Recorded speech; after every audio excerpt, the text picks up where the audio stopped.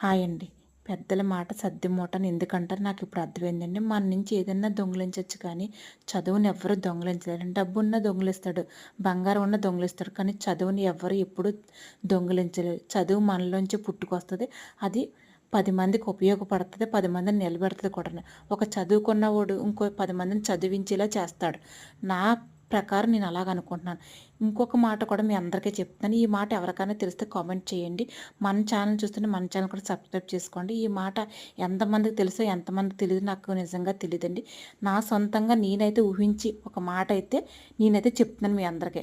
మరి అంతకుముందు ఈ మాట ఎవరికైనా విన్నారో లేకపోతే ఎవరి నోటంటే పుట్టుకొచ్చింది నాకు నిజంగా తెలియదు. నేనైతే ఏమనుకుంటున్నానంటే చదువుకున్నవాడికి రోజుకి 8 గంటలు పనిచేస్తాడు, చదువుకోలేడు రోజుకి 12 గంటలు పనిచేస్తాడండి. నా ఒపీనియన్ అయితే నేను అలాగే అనుకుంటున్నాను. దీని మీద అయితే కామెంట్ పెట్టండి, నిజంగా ఇది కరెక్టా కాదనేసి.